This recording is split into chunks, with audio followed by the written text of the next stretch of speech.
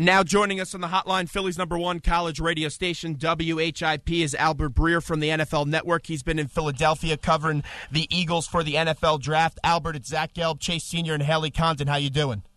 Hey, guys, what's up? Nothing much. We're doing great. So let's first take you back to Thursday night. The big talk was, is it going to be Fisher or Joeckel at the 1 spot? What do you think Andy Reid saw in separating Fisher instead of Joeckel at that #1 pick? Well, I think the big thing was the athleticism and the nastiness.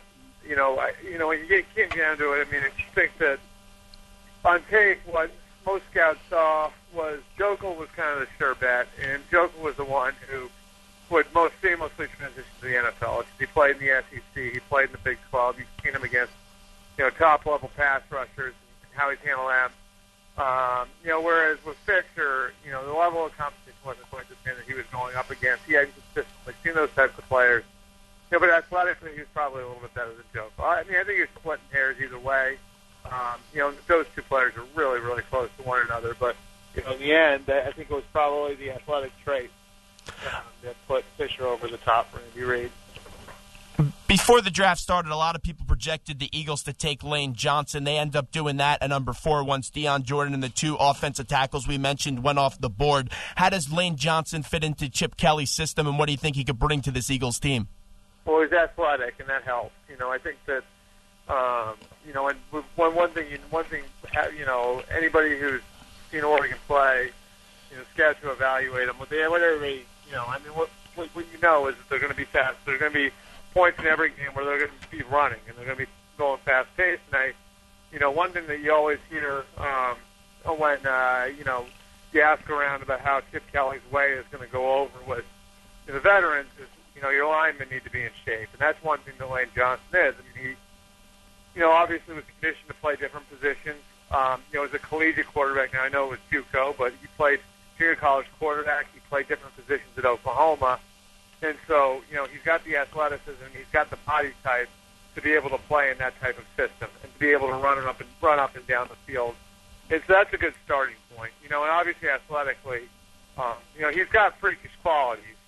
It's going to be a matter of how quickly he can bring them all together and be ready to play in the NFL level. Because the one thing that you do consistently hear about him is that there's going to be that he's got a lot of work to do from a technique standpoint. There's certainly some people out there, who doubt whether or not he's going to be able to make an impact right away at the NFL level.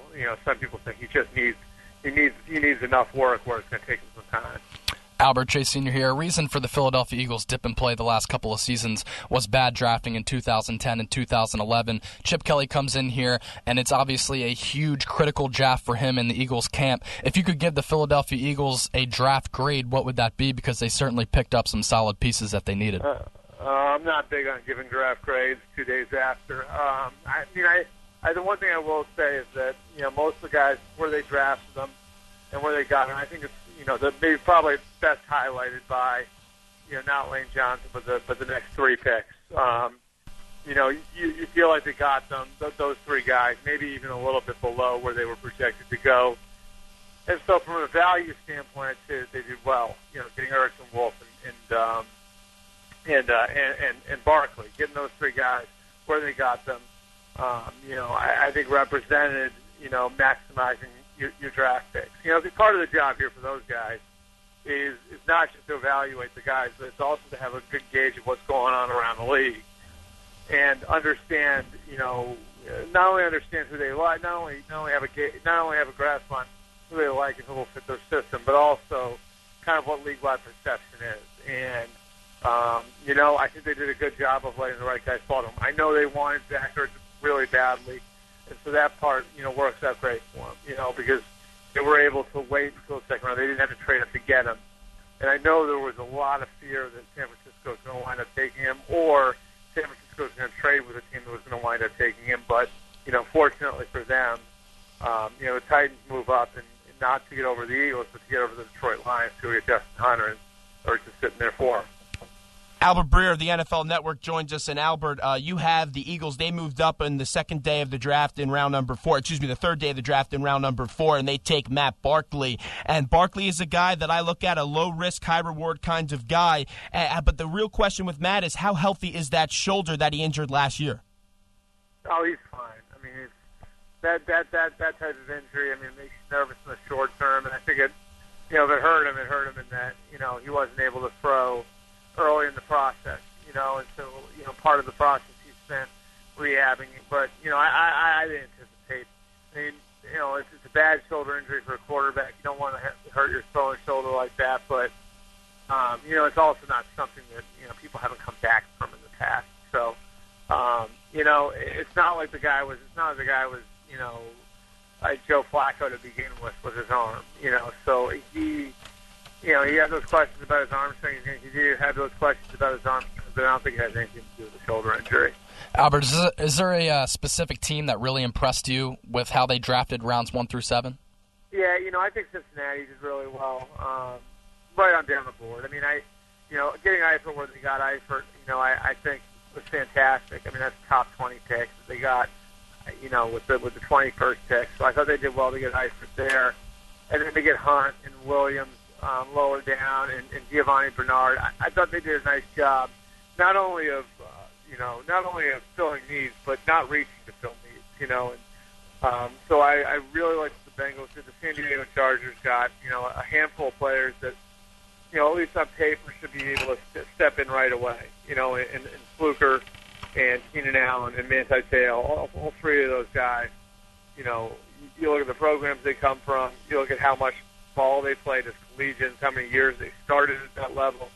And so I think, for new regime and Mike McCoy and Tom Telesco there in San Diego, I think they did a nice job of identifying guys who would come in and contribute right away, and guys who can be foundation pieces for the program going forward.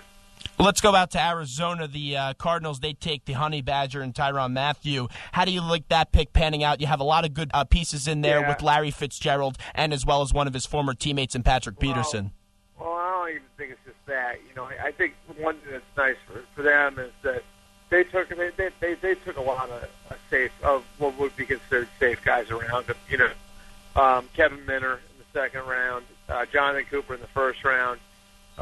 They've surrounded him, with a good infrastructure, good, solid football players, good, solid guys, where, I think they've kind of created the right environment. And the other thing is, too, when you're going to roll the dice on a guy like him, and no one knows how it's going to turn out, but, when you roll the dice on a guy like him, you want to make sure that you kind of insulate yourself with some of that anyway. So I think they did a nice job of insulating themselves, and that, if they do strike out on Honey Badger, they're still going to come away from this draft, which is Steve Keim's first draft out there, with a lot of good players.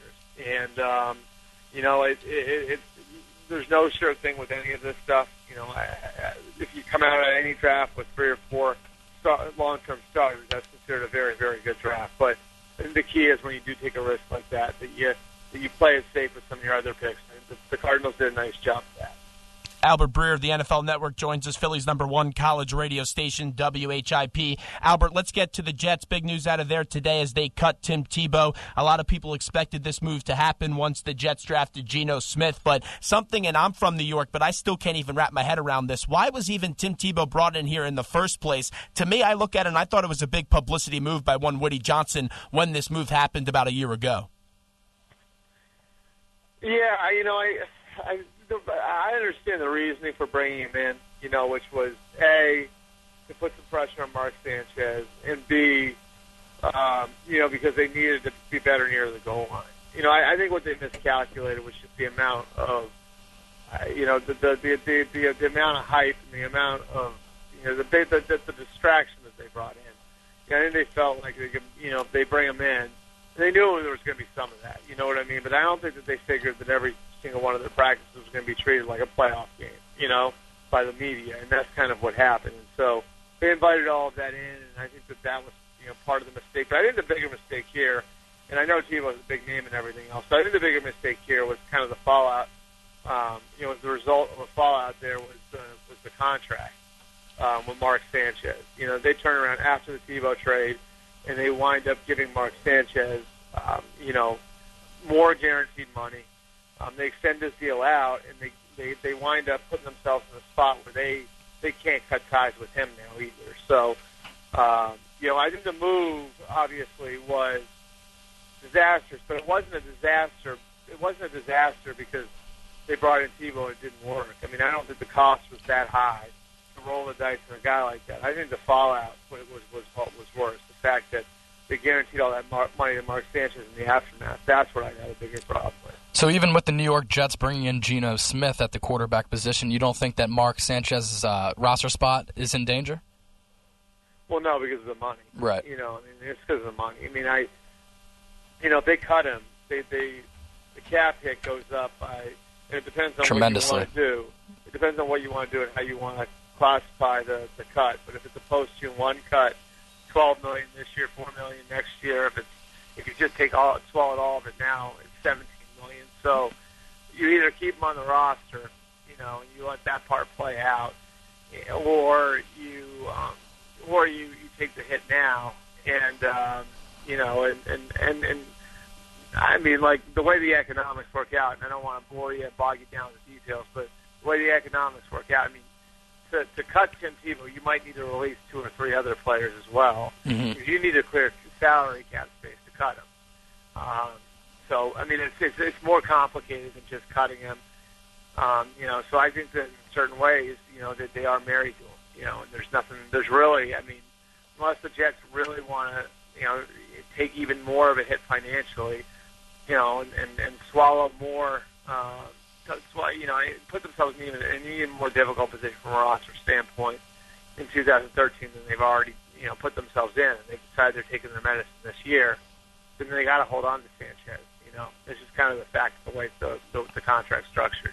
Final one here right before we let you go as we're talking to Albert Breer of the NFL Network. Geno Smith was the selection the Jets made in that second round. What could you possibly see Geno Smith bringing to this table to the New York Jets? I know, like you mentioned before, with the contract with Mark Sanchez, it's going to be tough for him to get on the field. But if Geno Smith has a good camp coming in, it's going to be an interesting battle, Albert.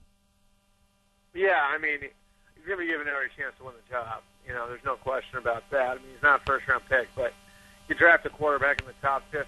I think you're basically conceding that player. You eventually see that player as your starter, and that player is going to be given a shot to start.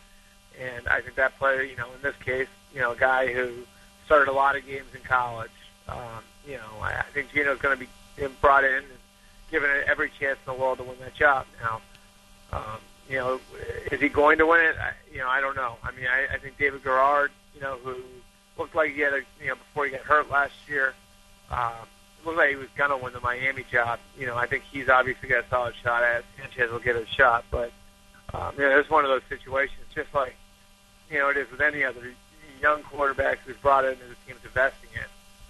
If it's close, I think the edge goes to Geno, just because of the benefits for the future of getting the guy game reps. Albert, we appreciate the time. Thanks so much, and let's get you on again real soon. We appreciate it, my friend. Thanks, guys.